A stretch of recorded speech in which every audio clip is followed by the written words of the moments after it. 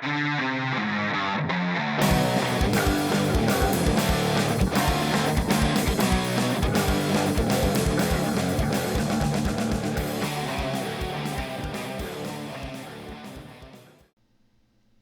Cheeseheads, estamos de regreso con un nuevo episodio del podcast Go Pack Go MX, el podcast en español de los Green Bay Packers y la voz oficial de Packers México. Hoy vamos a platicar brevemente sobre la victoria 27-20 de los Packers sobre los Giants en Nueva York el pasado fin de semana. Una victoria que nos regresa a la senda ganadora después de 2 juegos perdidos en Lambeau Field y que mantiene vivas las aspiraciones a playoff y las aspiraciones a quedar campeones de la división. Y después nos meteremos de lleno en la previa del siguiente partido, este domingo en Lambeau Field contra los Vikings, en el primer duelo divisional de esta temporada contra ellos. Hablaremos de los matchups clave, lo que puede explotar Green Bay para ganar este partido, qué debe evitar, y cerraremos con una predicción del marcador. Así que quédense que comenzamos. Y bueno, vamos a comenzar con este análisis de la victoria de los Packers 27-20 sobre los Giants este domingo en Nueva York, este pasado domingo en Nueva York, como decíamos. Green Bay venía de perder 2 juegos seguidos en Lambeau Field, sobre todo venía de tener actuaciones pésimas a la ofensiva, especialmente contra Filadelfia, donde solo pudo anotar 7 puntos. Así que era indispensable ganar este partido para poder mantenerse en el panorama de la NFC y también para pues seguir construyendo el camino hacia pues buscar el campeonato, ¿no? Que es una aspiración de este equipo aún esta temporada. Y a pesar de algunos errores y de altibajos ofensivos, el equipo volvió a mostrar la fórmula ganadora que ha sido constante durante la temporada, que es este número 27, ¿no? El número mágico. Si el equipo anota 27 puntos o más, no pierde. Tiene un récord de 6 ganados, 0 perdidos y un empate cuando anota 27 o más puntos. Los Packers mostraron eficacia en situaciones críticas.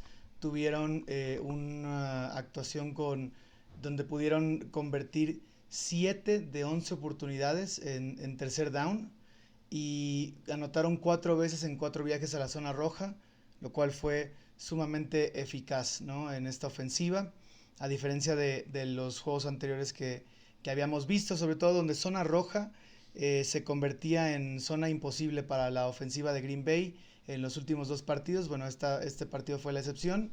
Este tipo de eficiencia es lo que ha distinguido a las mejores versiones de la ofensiva con Jordan Love, incluso en días donde las yardas aéreas no son tantas, pero realmente creo que Jordan Love tuvo una actuación muy destacada. A mí me parece que se echó el equipo al hombro, aún después de que cometiera, pues yo creo que un error en correr con el balón y ir al golpe en vez de tratar de barrerse.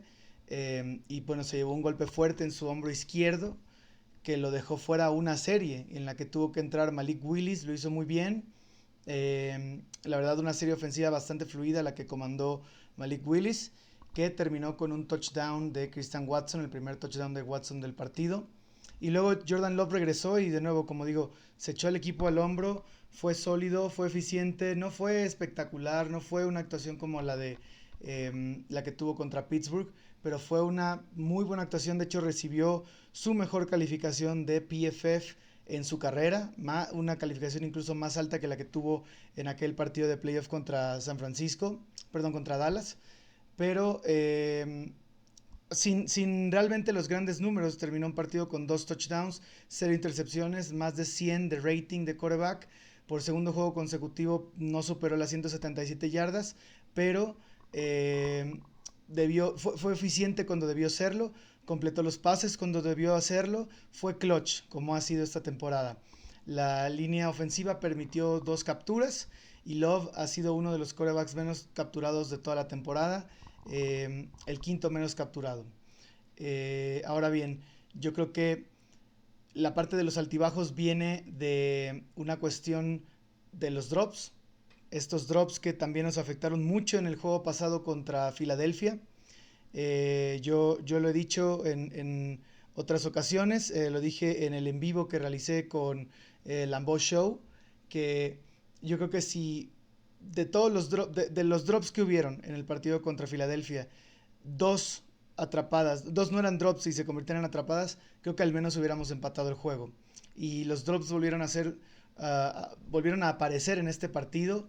7 drops en total, 3 de Romeo Dobbs, 2 de Luke Musgrave, que no tuvo un buen juego. Y también, por el otro lado, 5 posibilidades de intercepciones. Los Packers soltaron 4 y atraparon solo una. Jameis Winston te dio 5 oportunidades de interceptarlo y solo en una capitalizaron.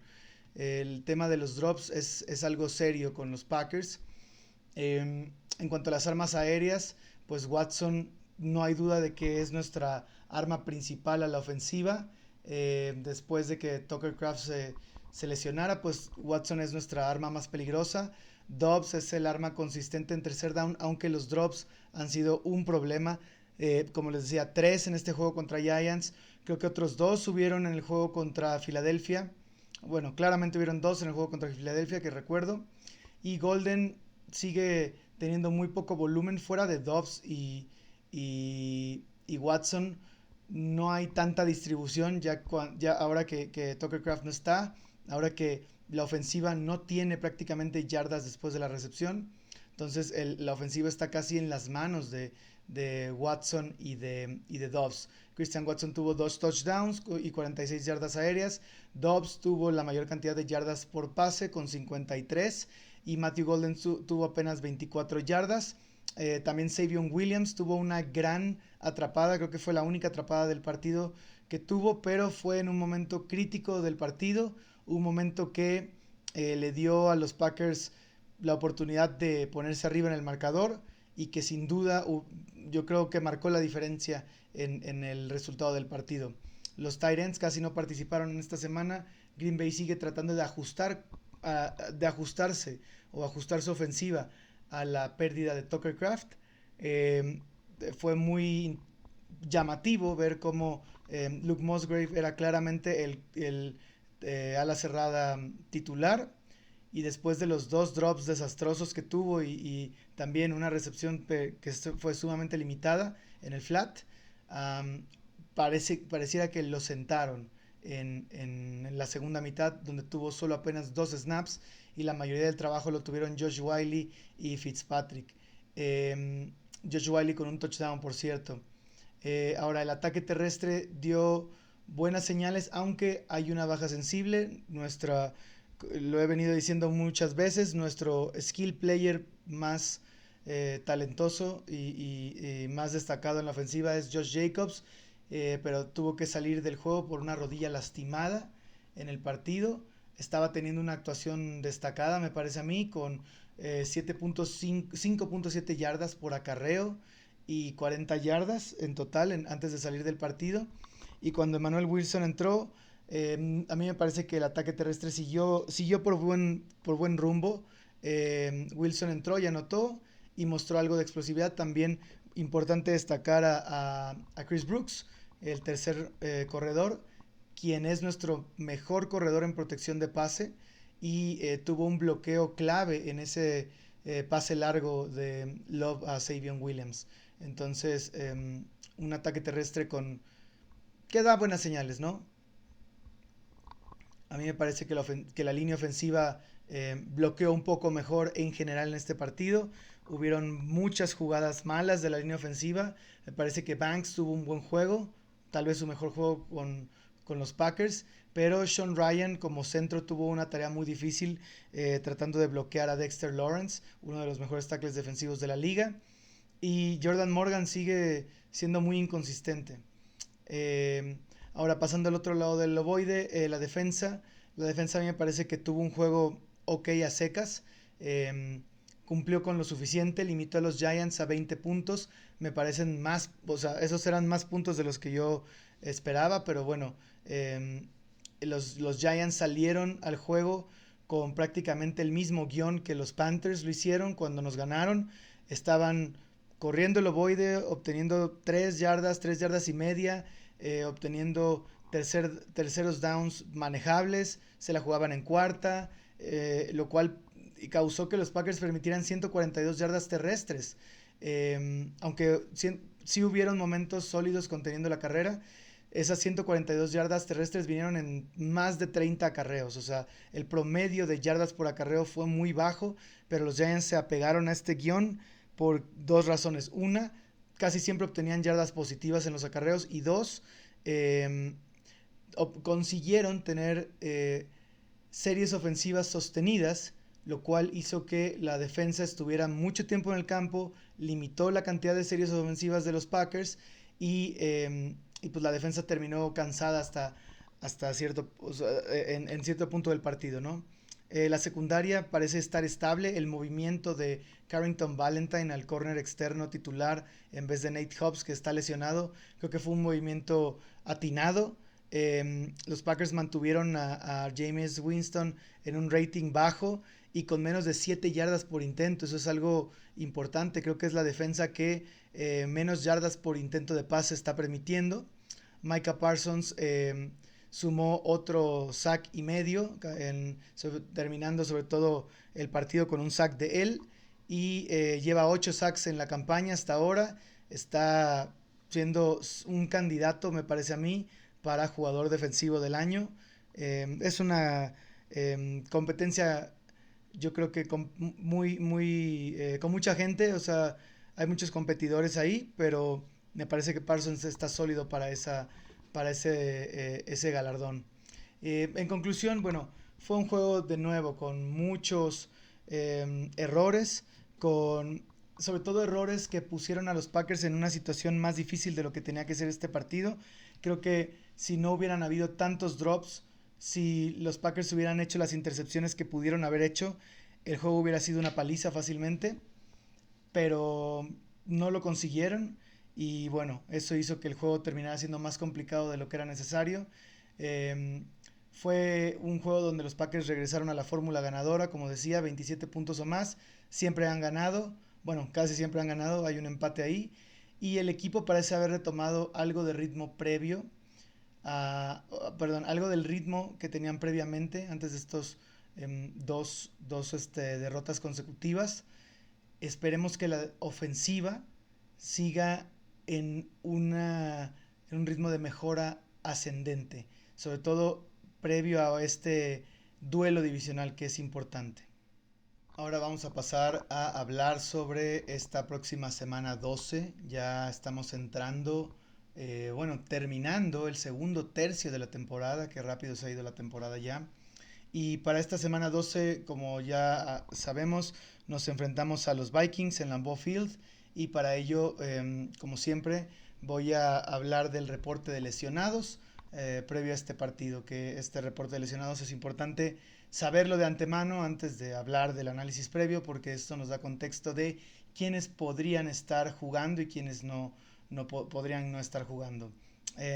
Por desgracia, este reporte de lesionados de los Packers es bastante extenso, uno de los más extensos de la temporada. Hay muchos jugadores lesionados o lidiando con lesiones. Eh, bueno, empezando con Carl Brooks, el liniero defensivo que tiene una lesión de tobillo y no ha participado en los entrenamientos ni de miércoles ni de jueves. Javon Bullard, del safety titular, otra lesión de tobillo, participación limitada ambos días. El linebacker Edrin Cooper con lesión del pie, participaciones limitadas ambos días. El receptor Romeo Dobbs con una lesión en la muñeca, participación limitada ambos días. Esta lesión de la muñeca es nueva, creo. Matthew Golden sigue lidiando con esta lesión de hombro y ahora también tiene una lesión de la muñeca. Ambos días ha estado participando limitado en los entrenamientos. Está por ahí circulando el video del entrenamiento del miércoles, donde corrió rutas pero no atrapó pases. Creo que debe ser por el tema de la muñeca que se le están cuidando. El corner Nate Hobbs con su lesión de rodilla no ha entrenado ninguno de los días, no parece que vaya a jugar aún. Este es importante, el corredor Josh Jacobs, quien salió lesionado del partido con una lesión también de la rodilla, un golpe en la rodilla. No entrenó el miércoles, pero tuvo una participación limitada el jueves. El coach Lafleur dijo que iban a limitarlo lo más posible durante la semana para tratar de que esté listo para el partido de contra Minnesota. Así que no está totalmente descartado, pero se ve difícil que juegue. Jordan Love la lesión que sufrió en el hombro izquierdo. Ha estado como participante full, tanto el miércoles como en jueves. Y el pateador Brandon McManus, con su lesión que sigue acarreando del cuádriceps derecho, ha participado full tanto jueves como miércoles. El corner Bo Melton también fue reportado como lesionado esta semana, con una participación limitada en el entrenamiento de hoy. No había sido reportado con lesión el miércoles.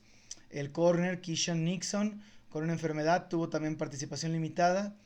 Micah Parsons, con una lesión en el pectoral, también entrenó en forma limitada. El liniero ofensivo Zach Tom, con una lesión en la espalda, una participación limitada. El ala defensiva Lucas Van Ness volvió a los entrenamientos desde la semana pasada de su lesión de pie que sufrió desde el juego contra Cincinnati, que lo ha dejado más de 5 juegos fuera. Bueno, pues ya está entrenando de forma limitada. Yo creo que está cerca a volver Lucas Van Ness. Quay Walker, el linebacker titular, con una lesión de cuello, no ha entrenado ninguno de los días en la semana. Se ve complicado que juegue. Pareciera que no va a estar en el partido y en su lugar estará McDuffie. Christian Watson, el receptor, su lesión de rodilla, con entrenamiento limitado en miércoles y jueves. Dontavion Wicks con su lesión de pantorrilla, también participación limitada. Y el otro receptor, Savion Williams, con una lesión de pie. No participó en el entrenamiento del miércoles, pero sí participó de forma limitada en el entrenamiento del jueves. Si se dan cuenta, 5 receptores en el reporte de lesionados: Romeo Doubs, Matthew Golden, Christian Watson, Dontavion Wicks y Savion Williams. El único receptor en el roster que no está en el reporte de lesionados creo que es Malik Heath. Está crítica la cuestión, aunque yo creería que todos los receptores de los Packers van a jugar. No creo que nadie se pierda el partido. De los jugadores que están en este reporte, que tengo bastante certeza o que la probabilidad es alta que no vayan a jugar, serían nada más Carl Brooks, Quay Walker y quizás ¿quién más? Bueno, Nate Hobbs, ¿no? Creo que esos no van a jugar. Le doy algo de posibilidades a que Lucas Van Ness juegue, a que el resto de jugadores participen. Así que bueno, esa es una lista bastante larga de los Packers. Ahora, del lado de Minnesota, solamente 5 jugadores reportados como lesionados. La verdad es que muy sanos del lado de Minnesota. Los únicos jugadores que me parece destacados que están en el reporte serían Christian Darrisaw, su tackle, que tuvo una participación full en el miércoles, pero el miércoles los Vikings no entrenaron. Todo lo que se reporta del miércoles es una estimación nada más. Entonces, supuestamente Darrisaw full el miércoles, pero el jueves que sí entrenaron no participó en el entrenamiento. Así que eso hay que seguirlo de cerca. Esa sería una baja muy sensible. Luego su guardia, Will Fries, también una lesión de rodilla, tuvo una participación limitada. Ese también parece que pudiera no jugar. Su linebacker externo, Jonathan Greenard, entrenó de forma limitada con una lesión de hombro. No sé si juegue, se ve posible que regrese a jugar, pero no lo sabemos. Y Aaron Jones, una lesión también de hombro, fue un participante full el jueves. Y el centro Ryan Kelly también, participación full, que está regresando a entrenamientos en su ventana de 21 días para ser activado, ¿no? Entonces, este es el reporte de lesionados. Como verán, los Packers lidiando con muchas lesiones, pero yo creo que la mayoría va a jugar, aunque jueguen tocados, ¿no? En la NFL casi todo el mundo juega con alguna dolencia, alguna molestia. Entonces, bueno, yo creo que muchos de los que están en el reporte no se van a perder este juego. Ahora sí pasamos a al análisis previo al juego contra los Vikings. Como contexto, los Vikings están teniendo una mala temporada. Me parece a mí que, bueno, son el equipo sotanero de la división hasta ahora. Y me parece a mí que los Vikings se van a quedar en ese puesto. Vienen de 2 derrotas seguidas y 4 derrotas de sus últimos 5 juegos. Green Bay llega con un aire un poco renovado después de cortar su racha negativa y puede pues volver a enracharse con victorias. Yo eso es lo que esperaría contra un rival que a mí me parece pues sí es en el papel inferior. Recordemos que la fórmula para ganar de los Packers es anotar más de 27 puntos o más, ¿no? Eso es lo que le ha servido a Green Bay. Tiene un récord de 6 ganados, 0 perdidos y un empate cuando anota 27 o más. En los juegos que no supera esa cifra van 0 ganados, 3 perdidos. Son los 3 perdidos que llevamos con puntos anotados con 10, 13 y 7 puntos anotados. Los Packers tienen que anotar más. La ofensiva tiene que seguir funcionando. Incluso no descarto la posibilidad de que nuestra defensa también participe en conseguir puntos. La clave para derrotar a Minnesota será, pues como ya decía, replicar ese nivel de productividad ofensiva y que la defensa siga jugando en un nivel alto. Ahora, ¿qué tanto puede retar Minnesota a nuestra ofensiva? La defensa de los Vikings este año, comandada nuevamente por Brian Flores, es un poco más inconsistente de lo que ha sido los últimos años. Han permitido 24 puntos o más en 6 partidos. La semana pasada yo creo que jugaron bastante bien. Realmente jugaron bien contra Caleb Williams, esta ofensiva de Chicago y de Ben Johnson. Creo que el partido no lo pierden por culpa de la defensa. Le permitieron solo 193 yardas a Caleb Williams y no permitieron touchdown. Me parece que le jugaron bien. Pero pues aún así el equipo no pudo impedir ese regreso de patada largo que pues puso las condiciones para que Chicago se llevara el partido. Minnesota es el equipo que más blitz manda en la NFL, ninguna sorpresa. Flores y el coordinador defensivo de Kansas City, que en este momento se me olvida su nombre, pero estos dos, Españolo, ambos son de los coordinadores defensivos que más utilizan blitz y que más presión extra mandan a los corebacks. Pero Jordan Love esta temporada es el segundo mejor coreback de la liga contra el blitz. Tiene 9 touchdowns, apenas una intercepción y un rating de 119 cuando le mandan carga con un jugador extra. Cosa que no es para nada similar cuando lo presionan con solo 4 jugadores. Muchos equipos ya han descubierto cuál es el plan perfecto, el plano defensivo perfecto para jugarle a Jordan Love y a esta ofensiva. Simplemente tienen que generar presión con 4 al frente y jugar con 2 safeties profundos atrás. Eso ha causado dolores de cabeza a esta ofensiva. Eso ha producido estas últimas 2 derrotas donde la ofensiva no puede carburar porque no puede correr el balón y porque le quitan las jugadas explosivas profundas con esos safeties y con la presión con 4 jugadores. Yo no sé si Flores va a ajustar su estrategia a esta fórmula que ha sido ya probada contra nuestra ofensiva, pero si se mantiene en su estilo, mandando carga, mandando blitz, pues eso puede jugar fuertemente a favor de Green Bay. Los matchups ofensivos clave que yo identifico, me parece que Minnesota el juego pasado permitió buenos juegos a los alas cerradas de Chicago. A mí me parece que esta es una oportunidad que tiene LaFleur para encontrarle ahora sí el rol correcto a Musgrave. A Musgrave no lo puede usar como sustituto exacto de Tucker Kraft. Ambos tienen skill sets muy diferentes. Musgrave no puede romper tacleadas, ya lo vimos que simplemente atrapa el balón y si lo taclean o si tiene a un defensivo cerca, se acabó ahí la jugada. Así que necesita darse cuenta que a Musgrave lo tiene que utilizar en otros roles, ¿no? En un rol de estirar el campo, en un rol de atacar el centro del campo en rutas intermedias. Deben hacer otra cosa con él.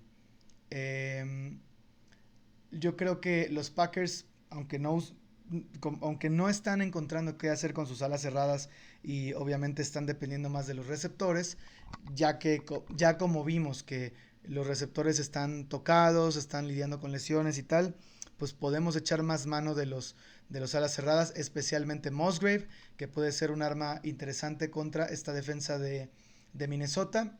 Si LaFleur dibuja un plan de juego correcto para él.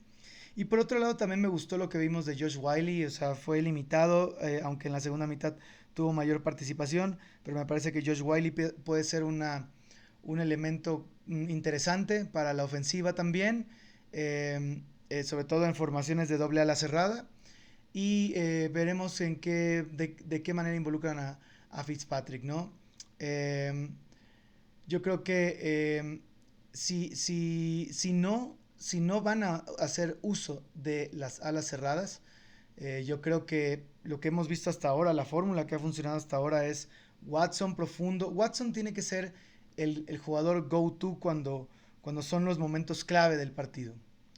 Y de ahí, bueno, Dobbs es un jugador que se ve que Jordan Love tiene plena confianza en él. eh, Tiene plena confianza en que va a ganar la ruta, en que va a estar donde él pretende que esté. El problema es que ha tenido drops. Esos problemas no son nuevos para Dobbs, también pasó el año pasado. Y este año parecía que ya los había superado y están volviéndole en un muy mal momento. Así que Dobbs tiene que sobreponerse y dejar de cometer drops cuando está libre y tiene posibilidad de generar recepciones valiosas para Jordan Love. Y por último, creo que de nuevo, Golden debe seguir siendo involucrado en el plan ofensivo más. Yo entiendo que Golden es un novato y bueno, aún tiene mucho que aprender, aún tiene mucho que mejorar, tiene que desarrollar más química con Love, sin duda, y Love tiene que desarrollar más confianza en él, pero Golden no puede desaparecer en los partidos de la forma en la que lo ha hecho. Y bueno, un punto muy importante para este juego es estar pendientes si Josh Jacobs va a jugar o no. La ofensiva simplemente es mejor con Jacobs. Jacobs te da una segunda dimensión, ¿no?, a tu ataque ofensivo. eh, que bueno, no ha sido tan efectivo este año por tema pues no estamos corriendo bien el ovoide, la línea ofensiva no está bloqueando bien en carrera, pero aún así Josh Jacobs está consiguiendo yardas. Josh Jacobs pelea cada yarda, todas las yardas que consigue vienen después del contacto, así que Josh Jacobs a mí me parece que es importante.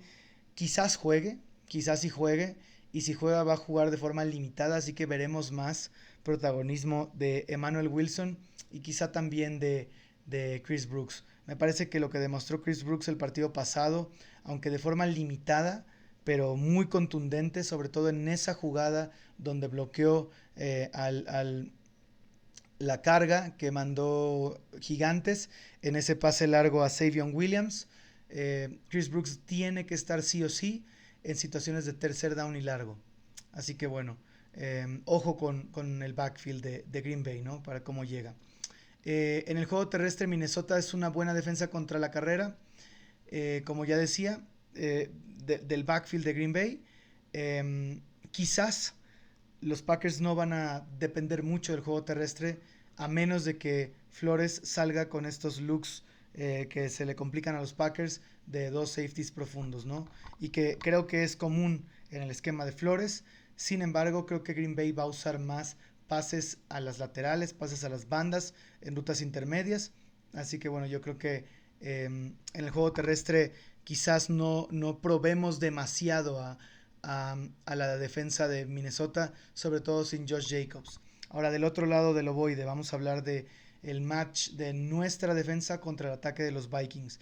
Vamos a dejar esto claro. De una vez yo voy a comentarles, Cheeseheads, que a mí me parece que los Vikings ya se dieron cuenta de que el experimento de JJ McCarthy no es lo que esperaban y, y yo creo que tienen dudas serias de si McCarthy puede ser o no su quarterback del futuro. A mí me parece que es prematuro sentenciar el no, porque podría mejorar. Han habido casos últimamente de quarterbacks que mejoran, como como se está viendo con Daniel Jones esa temporada, o como se vio con Sam Darnold desde la temporada pasada. Así que no puedo ser tan tajante con la carrera de JJ McCarthy, pero no luce bien. No luce bien su tiempo en Minnesota y no creo que los Vikings tengan confianza en él. Se demostró y a mí me parecía muy sospechoso que después de su lesión de tobillo, McCarthy se veía listo para regresar y Vikingos decidía no meterlo. Especialmente en ese partido de Vikingos contra los Chargers en Los Ángeles, casi preferían que asesinaran a Carson Wentz que a meter a JJ McCarthy. Y McCarthy ha tenido, desde que volvió a la titularidad, ha tenido 5 juegos seguidos con intercepción. Su rating la semana pasada fue de apenas 47. Terminó abucheado por su afición. Los Vikings anotan 17 puntos o menos constantemente. El partido pasado se quedaron en 17. Y muchas veces, como su juego anterior contra los Bears, 17 puntos no son suficientes para ganar. Sí, McCarthy tuvo una serie ofensiva, una última serie ofensiva, donde puso a los vikingos arriba en el marcador y después ellos no pudieron mantener la ventaja y permitieron ese gol de campo a los Bears. Pero realmente McCarthy está haciendo un trabajo muy deficiente que me parece a mí tiene a los Vikings en duda de si es el futuro y se nota que esta temporada no le han dado la confianza plena. La línea ofensiva de Minnesota está jugando bien, permitió 0 capturas contra Chicago, pero bueno, el pass rush de Chicago no es el mismo que el de Green Bay. Creo que Green Bay va a traer un rush mucho más duro para McCarthy. Van a tener que presionar muchísimo a McCarthy. Incluso, como vimos contra Jameis Winston la semana pasada, mandar algunas cargas, cosa que Green Bay no hace muy comúnmente. Green Bay prefiere presionar con 4. Es de los equipos que menos cargas manda, pero quizás para efectos de presionar a este quarterback que tambalea su credibilidad, creo que Green Bay podría tratar de apostar por mayor presión. Aunque aún así, como decía, los Packers son uno de los equipos que menos cargas manda. Micah Parsons lleva 8 sacks en la temporada. Es el líder del equipo. Y bueno, yo creo que tenemos jugadores que son capaces de presionar mucho a McCarthy. Como lo mencioné cuando repasamos el reporte de lesionados, Lucas Van Ness podría volver y eso es un gran boost a nuestra frontal. Porque también hay que decirlo, me parece que Rashan Gary ha quedado de ver esta temporada. O bueno, no en toda la temporada, tampoco está jugando mal. Los últimos partidos me parece que Rashan Gary no ha sido efectivo para nada, no ha generado presión. Lo han nulificado aún con Micah Parsons atrayendo dobles y triples bloqueos y generando presiones de inmediato. Gary parece estar siempre dominado por el liniero ofensivo contrario y no ha generado nada en los últimos juegos. Necesitamos exigir más de Gary porque se le está pagando también mucho dinero y se supone que debería ser un complemento importante para Parsons. Se supone que Gary se beneficiaría más de las presiones que está generando Parsons y hasta ahora, o bueno, estos últimos partidos no ha sido el caso con Rashan Gary. Así que por eso también es importante el potencial regreso de Van Ness. También creo que Devonta Wyatt ha estado bajo de juego en estos últimos partidos, específicamente contra Filadelfia y contra Nueva York. Pero bueno, yo confío bastante también en Wyatt para generar presión por el centro. Pareciera que Karl Brooks no va a poder jugar en este partido, así que va a recaer mucho en Wyatt, en Colby Wooden también, y quizá en lo que puedan hacer los novatos Brinson y Stackhouse. También considerando que tanto Van Ness como Parsons pueden tener snaps de tackle defensivo para generar presión por dentro. Ahora, en la secundaria, los matchups contra los receptores de Minnesota.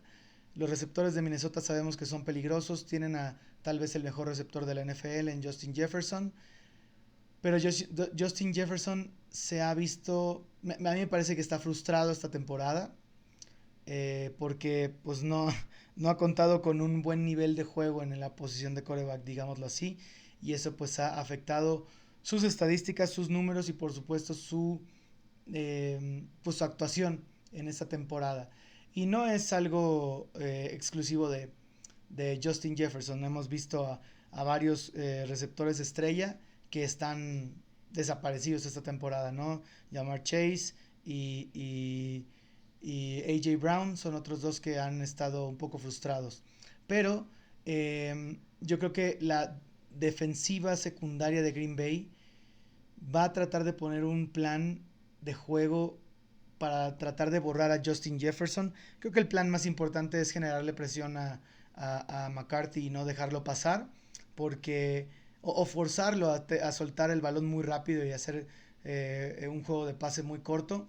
Ahí es donde Justin Jefferson no brilla tanto. Digo, no es que Justin Jefferson no pueda convertir una ganancia corta en un touchdown, ¿no? O sea, sí tiene la capacidad, pero usualmente las defensas tratan de evitar ese tipo de yardas después de la recepción contra Justin Jefferson. La secundaria permitió solo a un receptor llegar a 50 yardas el partido pasado. Los demás tuvieron 40 o menos yardas en los Giants, a pesar de que metieron 20 puntos. Y como digo, son en la número uno en la NFL en yardas por intento de pase permitidos con 6 yardas. Es un número muy bajo, lo cual, bueno, de nuevo, con el tema de Justin Jefferson se puede aprovechar esto, ¿no? Justin Jefferson, si se le contiene en rutas largas, es mucho menos peligroso. Y Green Bay pues ha mantenido a sus últimos tres rivales debajo de 21 puntos. Y creo que si los Packers, creo que esa es otra vez parte de la fórmula ganadora. Que te anoten menos de 20 o de 21 y tú anotar 27 o más. Realmente, como lo hemos visto en las tres derrotas, la defensa se ha fajado y ha dado grandes actuaciones, actuaciones dignas para ganar, permitiendo apenas 13, 16 y 10 puntos en esas derrotas. Pero si lo vuelve a hacer, si vuelve a mantener a la ofensiva rival debajo de 20 puntos, debajo de 21 puntos sobre todo, Green Bay creo que puede anotar esos 27, puede y debe anotar esos 27 para poder ganar. Así que bueno, yo creo que vamos a pasar a el resumen de las claves del partido. Creo que 3 puntos claves serían eh, minimizar los errores ofensivos de los Packers. La ofensiva tiene que jugar mucho mejor en términos de hacer una buena ejecución. Las críticas a LaFleur han estado muy fuertes y con justa razón. Me parece que este año LaFleur ha hecho un mal trabajo en cuestiones concretas, pero el tema del game plan y del play call se me hace que está un poco desproporcionado, o sea, está un poco exagerado, porque mucho de las jugadas que no funcionan no es por un mal play call, es por una mala ejecución. Eh, y los Packers tienen que limitar sus errores ofensivos al mínimo para poder para poder funcionar bien y anotar los puntos que deben anotar. Por otro lado, otro punto importante, otro punto clave del partido es obligar a McCarthy a ganarnos por aire. Limitar a Aaron Jones lo más que se pueda, aunque yo creo que Minnesota va a intentar robar ese guión que le funcionó a Carolina, tratando de spamear al juego terrestre y conseguir, aunque sea 3 yardas y media cada down, para llegar a un tercer down manejable. Hay que tratar de eliminar eso lo más que se pueda y obligar a McCarthy a ganarnos por aire.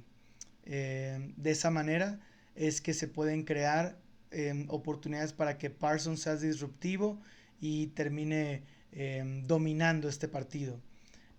Por otro lado, también creo que es importante aprovechar que McCarthy tiene una racha de 5 partidos con intercepción consecutivos. Hay que interceptar a McCarthy. Por eso hay que obligarlo a intentar ganarnos por aire y no por tierra. Y hay que generar mucha presión en el interior. Hay que hacer que McCarthy trate de ir por un juego de pase corto y de esa forma limitar los avances.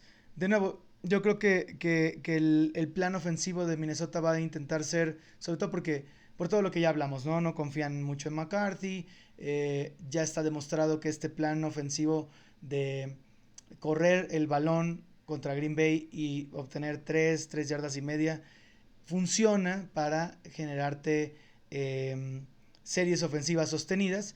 Y yo creo que ese approach va a tener Minnesota en este juego. Van a buscar el pase corto y el juego de carrera.